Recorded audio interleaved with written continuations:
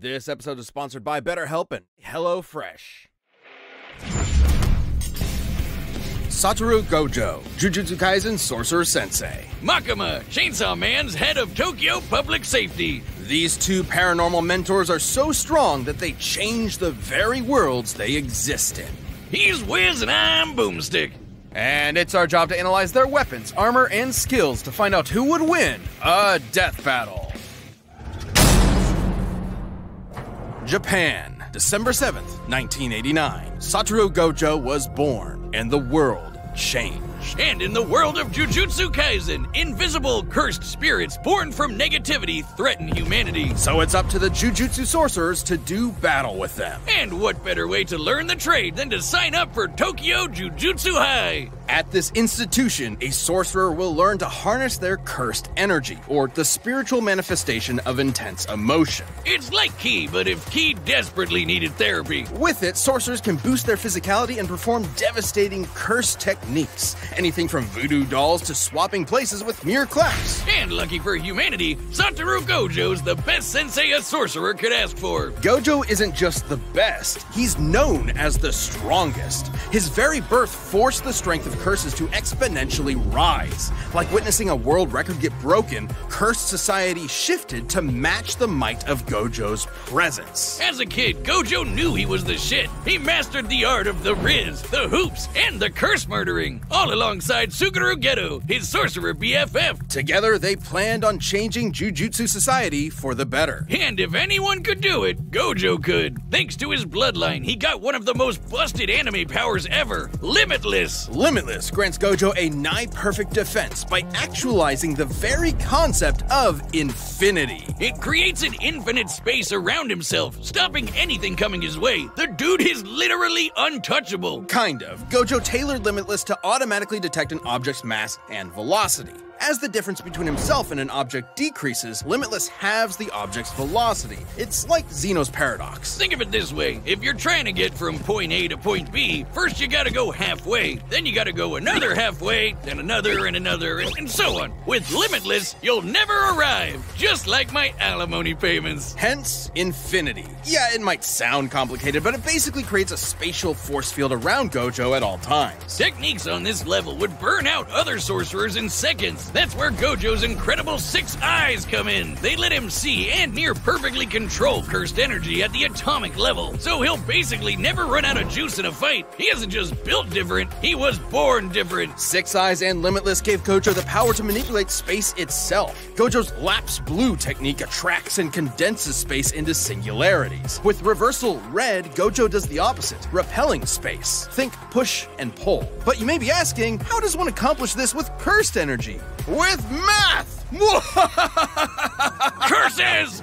Exactly! Cursed energy is typically negative like with blue, but when multiplied by itself, negative cursed energy becomes positive, creating red. Oh, strawberry and blueberry. So, what happens when you combine a positive and a negative? Grape? 0!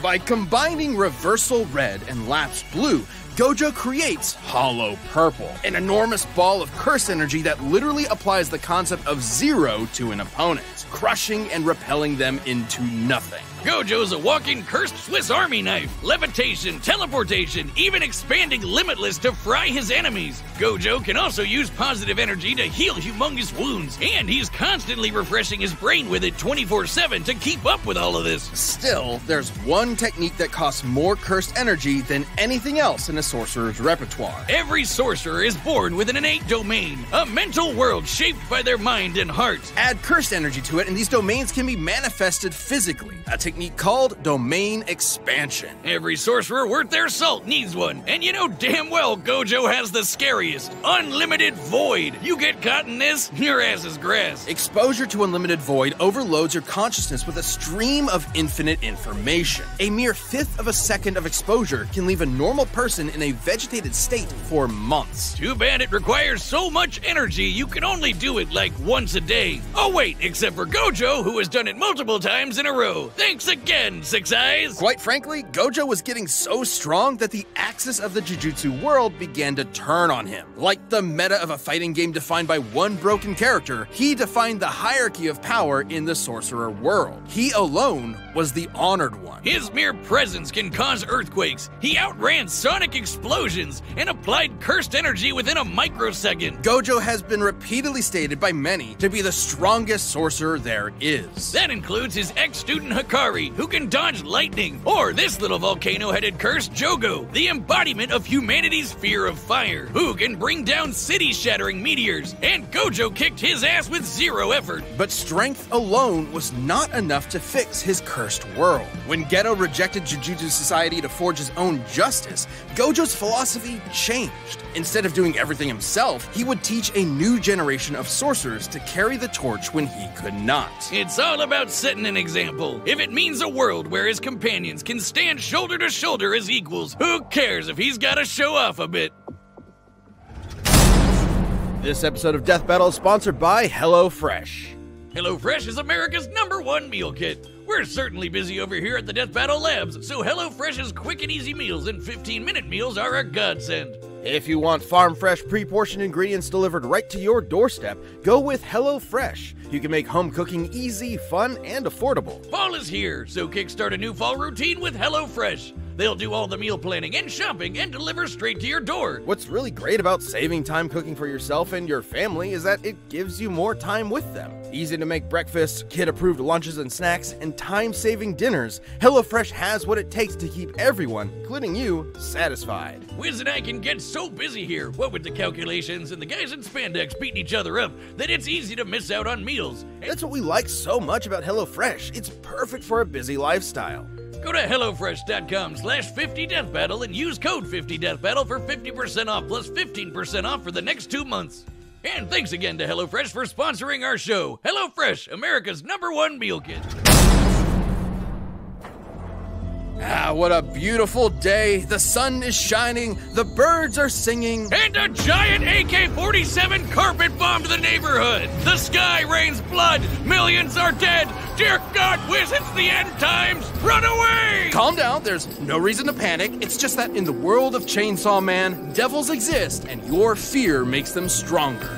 Never mind. Panic. Remember that spider you shrieked at, or the last time you cut yourself dicing onions? Now the spider and knife devils are the monstrous products of your nightmares, and they hate you specifically. The fearsome gun devil stood as the epitome of terror and destruction, and was responsible for a countless loss of lives. But a group was formed to combat it and the other devils that plagued humanity. The Devil Hunters. Live in Japan and got yourself a pesky zombie problem? It's time to call the 4th Division of the Public Safety Devil Extermination. A government-funded devil hunter unit led by a stone-cold vixen, Makima. She's dressed like Columbo with a blank stare and a sadistic streak. She's been in the game for a while and just found herself a new prize. The union of man and pet devil dog, Denji, the Chainsaw Man.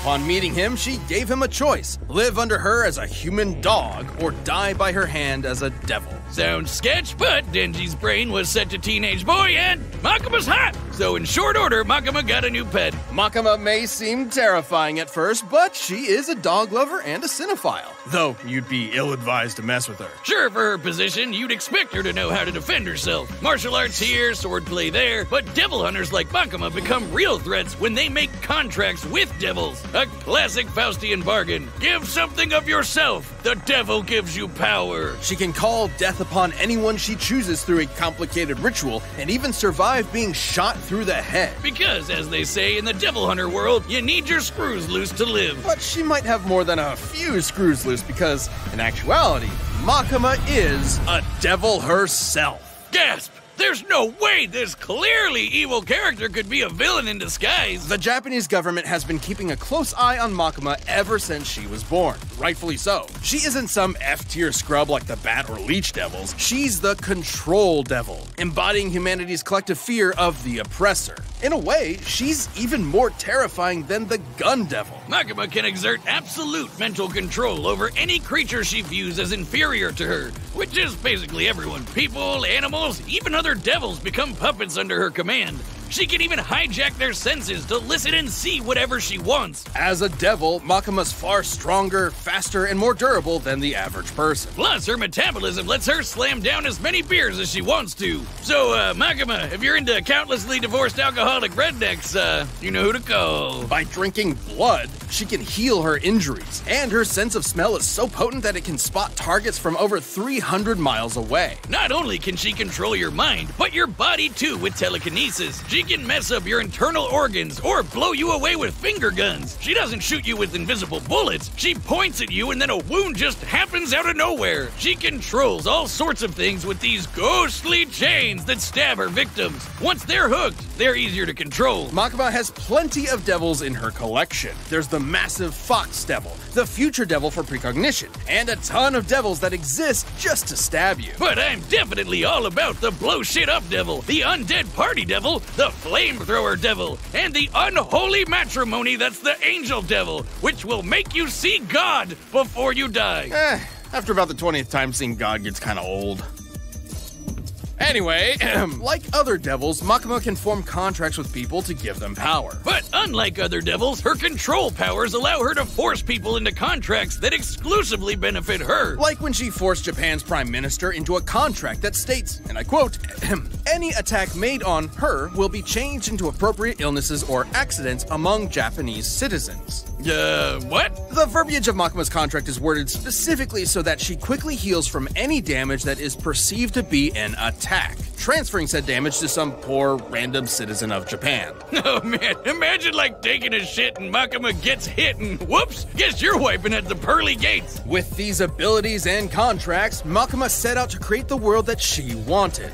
No more pain, no more war, no more bad movies. The world would be perfect, but she needed the Chainsaw Devil to do so, who just so happened to be living as Denji's heart. Yep, that cute doggo is actually the Chainsaw Devil. Oh, talk about shitty luck, kid. In the depths of hell, Makima watched in awe as the Chainsaw Devil literally ate devils and eradicated plagues from existence. Because of the Chainsaw Devil, in this world, concepts like nuclear bombs, HIV, and even Nazis do not exist. He literally ate the concept of Nazis out of existence. However, as Makima didn't see Denji or the Chainsaw Devil as beneath her, she could not directly control him. She needed to manipulate him. So she decided to build Denji up and then tear him down as cruelly as possible. First, she murdered Denji's found family one by one. Then she made Chainsaw Man into a public hero, stripping him of the power devils receive by being feared. Oh, so she could control her precious Chainsaw Devil and make him press backspace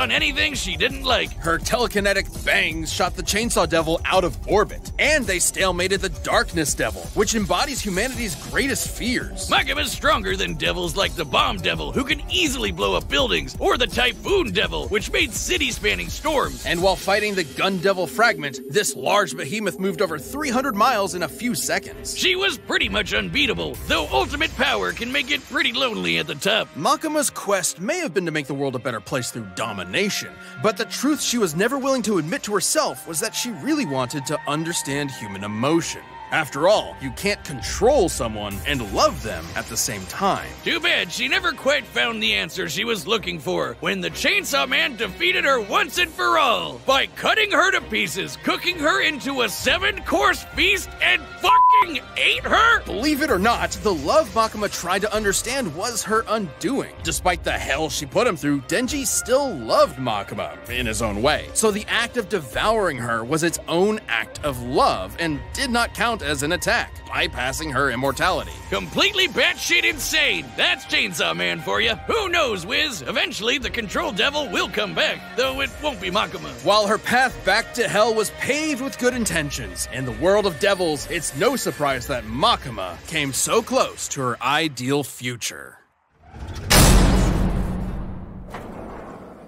This episode of Death Battle is sponsored by BetterHelp.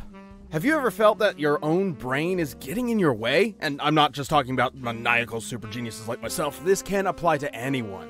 That feeling where you know what you should be doing, but you just can't do it and you don't know why. Therapy can help you find out what's holding you back, whether it be anxiety, self-doubt, or anything. Talking to someone about your feelings can definitely be tough, but it's definitely worth it.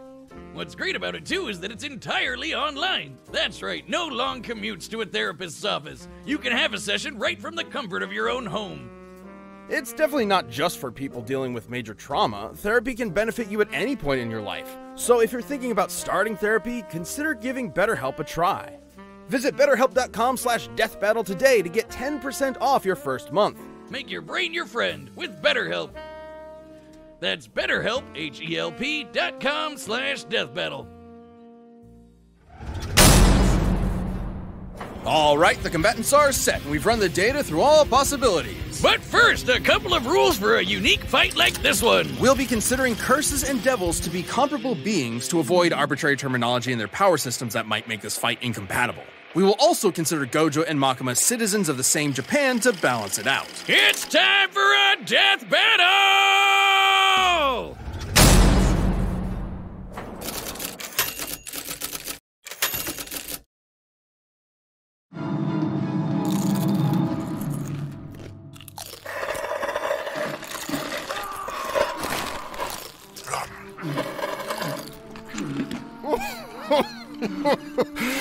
Love this part.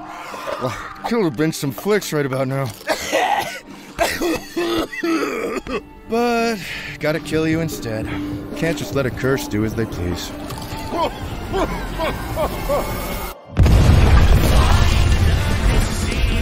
No talking during the movie.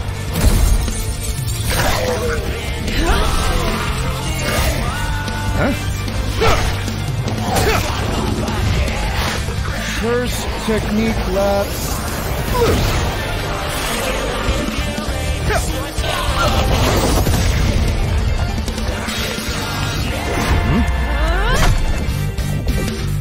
Womp womp.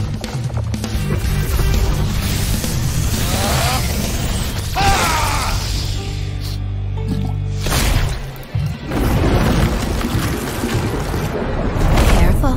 I could have died. But that much won't matter to you soon. Don't worry. I'm Satoru Gojo, the strongest. Confident, strong, and idiotic. We'll be sure to write it on your tombstone.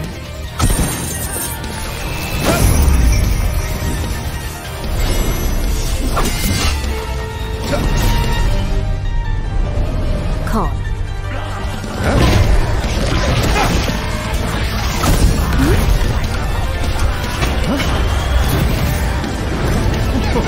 I hope we don't kill you too quickly. I should be good, since you're so weak. Bang.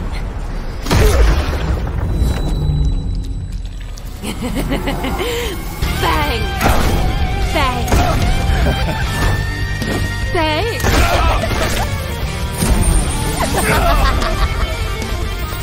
Now, be a good boy and play dead.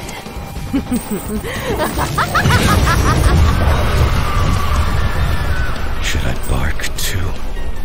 I'm getting really tired of your pets.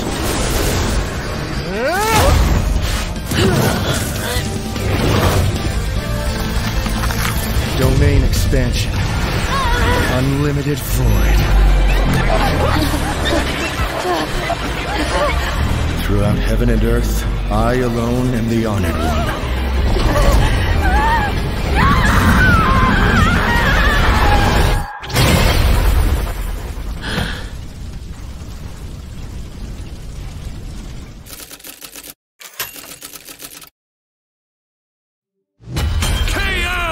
So do you think that place is offering discounted tickets or too soon? Yeah, I'll order online. Gojo and Makima were complicated to compare. On the surface level, Gojo had a lot going for him. It's no surprise, given that his reputation in Jujutsu Kaisen is that of its pinnacle. At least it was. First of all, it's unlikely Makima would see Gojo as inferior to her, in a similar way to how she saw Denji. So she wouldn't be able to immediately control Gojo. Gojo's birth caused a giant shift in the world of curses. Plenty of people have recognized that after only seeing him once. Being better than everyone is literally Gojo's thing. Plus, Gojo automatically refreshes his brain with positive cursed energy 24/7. Even if Makima could control him, it wouldn't last very long. Gojo was obviously stronger too. The best feat we can compare Makima to is the Typhoon Devil's Storms. But that's nothing compared to the meteor created by Jogo, who is leagues below Gojo in strength. However, considering she reacted to the Gun Devil fragment, Makima would actually be a bit faster, though she would need to be able to get past Limitless for her speed to matter. Makima had more devils than you can shake a fin at, but most were rendered moot against Limitless. Knives, fire, bombs, zombies, it's all stuff Gojo's dealt with before, and with zero issues. And Gojo could easily wipe out her demonic crowd with red and blue whenever he wanted to. The future devil could clue her in on anything nasty coming her way, but that wouldn't last forever. Plus, with Gojo's 6 eyes and teleportation, she had zero opportunities to break away and set up her instant kill moves. But Gojo would obviously lose if he couldn't permanently kill Makima. 6 Eyes couldn't inform him of Makima's contract with the Prime Minister, and eventually one of Gojo's attacks could cause his death instead, even if it took a while. And Makima did have a way past Limitless with her finger guns. Makima could land attacks directly on Gojo's body, meaning there's no projectile for Limitless to detect and infinitely slow down. Though when they did land, Gojo's healing ensured that he repaired his body quickly. On the flip side, Makima didn't have a counter to Gojo's domain expansion. Unlimited Void overloads its target with unlimited information. It's not really an attack. You could call it an attack on the senses, but even if she could transfer it to other Japanese citizens, she still could not escape an infinite amount of information. We can compare this to the Doll Devil, who was defeated by a technique similar to Unlimited Void. Despite being able to transfer her mind across a large number of hosts, the Doll Devil was still trying to transfer infinite information across finite people. Even with all of Japan as mental meat shields, Makima would still be overwhelmed. Wait, doesn't that mean Gojo just unintentionally killed basically everyone in Japan? Don't think about it. Regardless, Gojo is immune to his own Unlimited Void, so he was still unaffected. Good for him. The moment Unlimited Void landed, Makima would be stuck, opening her up for a good old Hollow Purple. Her contract isn't perfect. Makima only ever regenerated as long as there was some mass to come back from. But Hollow Purple disintegrates anything it touches to zero. Literally, there's no way she was regenerating from that. Sure, control as a concept will always exist, but a reincarnation of the Control Devil isn't Makima. This was one of the craziest fights we've ever had. However, with Gojo's raw power, broken counters, and unbelievably busted Limitless, Makima lost control over this fight. Makima thought she had Gojo by the ball and chain, but in the end, she was left hollow. The winner is Satoru Gojo. Thanks for watching, and hey, are you a Death Battle member? We've got a ballot going on right now where members get to choose a matchup for the next season. So click that join button and jump into our Champions Discord.